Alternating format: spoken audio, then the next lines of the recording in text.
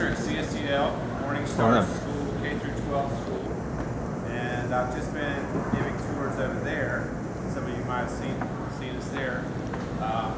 But I've been here about 7 years. I live just about a block or so on what was going to be the PTL Crystal Cathedral Church Center that was broken ground in January of 1987. It did not get built. It was going to be a 1 million square foot church, the largest church in the world, 40,000 seat. Big vision from Jim Bakker. And you might have seen that sketch drawing in one of the books. There was a 25-year coffee table book, I call it the White Book, that had some mock-up drawing paintings of that building. Anyway, I feel like prophetically that was some sort of a handoff of the baton as far as ministry goes, and so I live on that property. If you also were ever here, and who was here during Heritage USA's, you came to Heritage USA back when it was, I need to know, raise your hands a little higher. Okay. In the PTL era? Yeah, Heritage USA here. PTL era. Yeah, same. It was called Heritage USA, the property. Yeah. PTL is the ministry. PTL started out in Charlotte on Park Road. Well, actually, they started out Independence Road in the furniture store building. I don't know if y'all go back to that. But they moved and built a church it was actually called Heritage Village on Park Road. It's still there today. It's Forest Hills Church. And it's a growing church in Charlotte. They soon got too big and moved out here. It broke ground in January of 1978. And they broke ground January the 1st, and that was always going to be a special day for PTL because that's Jim Bakker's birthday. And they did several groundbreakings on that day, as well as July 4th.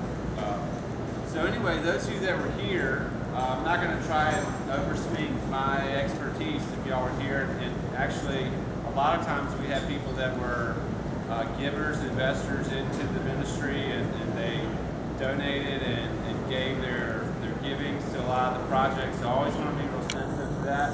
One of the things that I have a big heart for is to show how the Lord has taken what was seed and carried it on into this new era where MorningStar are the proprietors of this.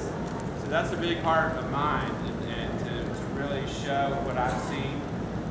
But anyway, I've moved here, I have 5 children, my wife Laura, and ever since for 7 years I've poured into the history of everything here in every direction you can imagine. So I have a lot of knowledge. I started collecting stuff. People started sending me their boxes of PTL stuff that they have like somewhere they didn't want to get rid of, plates. And this was a very special ministry and a very special part of many people's lives, millions of people. In 1986, it was the height of the ministry. There was over 6 million people that visited here. And many of those people came many times. And it was the most visited recreational park outside of Disney World, Disneyland. And anyway, it was a big part of many people's lives. So when I got here, and as a history teacher, I just wanted to know my local history, and I just, this is a fascinating, there were castles and all sorts of stuff. So I just went and found everything I could. Actually, in my school class, had my entire class, I assigned them a part of the whole property, and they all started researching the tower, the castle, and everything, and that's how I learned a lot of it. So I had to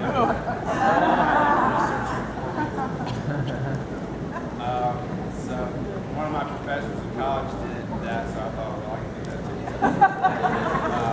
But anyway, it's hard to get all this into a half hour or so, or an hour, but I wanted y'all to know that my real area of self-described expertise is the prophetic journey of the whole thing into now and what I see in the future. And one time I got a really sort of clear word from the Lord about study what's on the property, what has been allowed to stay and what was not allowed to stay. There were a lot of things here. It was over 2,000 acre property. It went to the interstate. If you ever came Light season, which is one of the big draws. There were thousands of visitors that they would even block the exit on the interstates on Gold Hill Road and Carroll's Boulevard and shut down the interstate, people trying to get into this property. July the 4th was another huge property visit to the area. But anyway, I know a lot about what has happened to everything here, like the carousel or the train or anything like that. I know a lot about that. I know a lot about the people. I got involved and got to meet Aunt Susan before she passed away. Uncle Henry, if you know any of those names, he passed away in 1995. I've been blessed enough to go out with Rick to Morningside out in Missouri, where Jim and Lori Bakker's ministry is now. I got to meet him and talk a lot. And so for me, it's been an awesome historical treasure to be able to be here and see what God has done. And so I have a lot of my own sort of perspective and insight in what I see God doing. I have a big heart for the tower, but I'm also representing today the Partners Department and their projects. Right now they're focused on the kitchen and the Bob Jones Memorial Prayer Center, so I want to talk about those as well. So feel free, if anybody has to slip out, I have cards on me, and I also have a sign-up list. If you have to leave, but you want some more information, you can get that before you head out. But anyway, we'll just go to a few spots, and I'll just give you some of my insights on it. But feel free to ask any question at any time. I'm a teacher, high school teacher. I can take rapid-fire questioning, so I want anybody to feel like they can ask a question. I'll tell you what I do know. Well, this was the lobby of the Heritage Grand Hotel, HGH. You might have noticed on your doors, HGH was the Heritage Grand Hotel. This is just the lobby.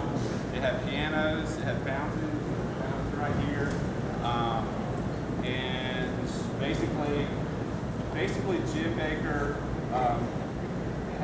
grew up in the era of dirt floor tent revival in the 40s and 50s, the era of tent revivals, and really Christianity only knew kind of the hard-nosed. There wasn't a lot of luxury or fine things related to it, just because of the sort of theological, philosophical wrestlings. Well, he had a grandmother that he called her Grandma Irwin, who liked really nice things. And so one of the things that shaped him, his ministry, was he wanted to build something that was nice enough for Christians to have something nice, and something that Grandma Irwin would have liked. So when you see some of the things, the veneers and the things that PTL did, there's reasons for it, and a lot of it wasn't what was portrayed in the media the way they portrayed it.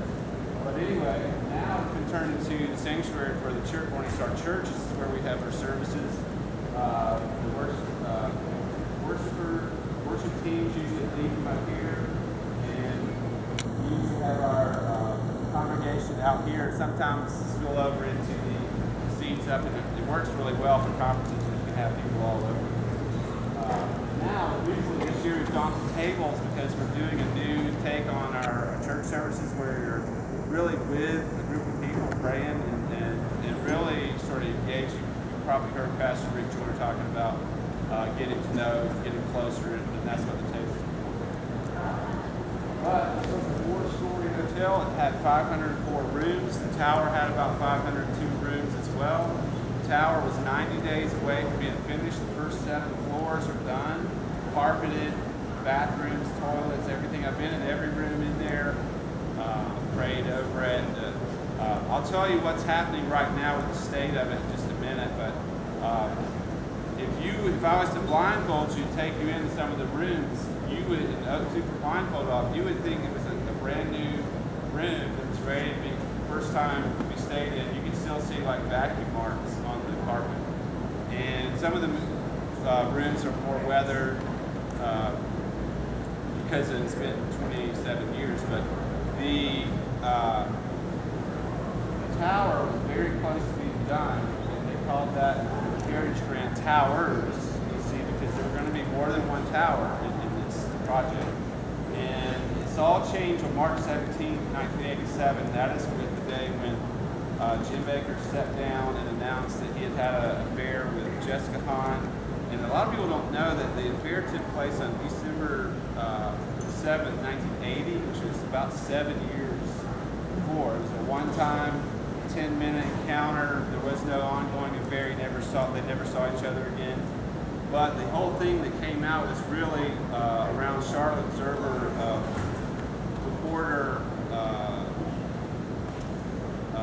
Charles Shepard had kept doing research and found out that some of the monies that had come to PTL were being paid to her as sort of kind of a payoff.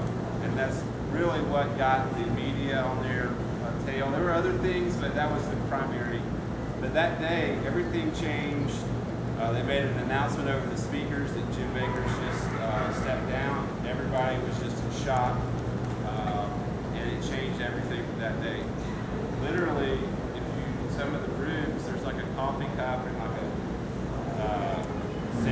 breakfast sandwich thing that people just got out and walked. The construction crews stopped, literally working on a lot of the projects. The castle was being built. I don't know if anybody remember that. It was going to be the world's largest Wendy's, and it was very interesting. But when that whole thing came out, a lot of the people and the sponsorship and the giving that changed, and so some of the people like Wendy's, some of the groups pulled out.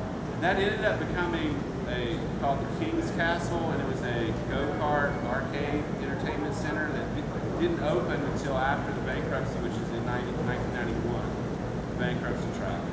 So anyway, sorry to get caught up. There's so much history there, but I'm sure everybody's got different things that fascinate or interested in. But I just have so many different things to say. We'll try to keep it moving though. Does anybody have any questions about this before I take you to the next spot?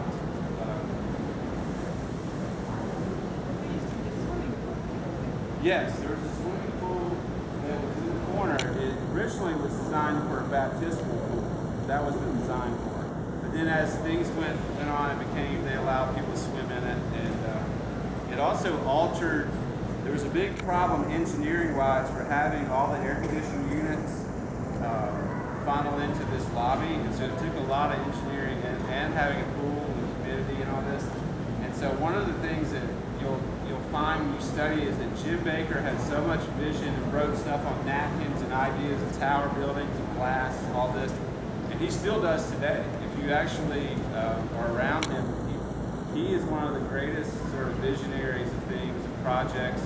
But, however, it's another thing that makes some of that come to be and to be able to work properly. And there was always a cast of characters around him that had to try and make some of that work, and there were problems with the vision, just because, MorningStar, I think, since I've been here, is really, really heavy on visionary and prophetic, but sometimes it's good to also have the doers in the middle of the road. I'm sure you all understand that, but we're very proud of the progress of what's happened since 2004. First service took place in December 2004, and it was 7 years to the day that the doors closed in 1997. And that was sort of an interesting thing we discovered along the way.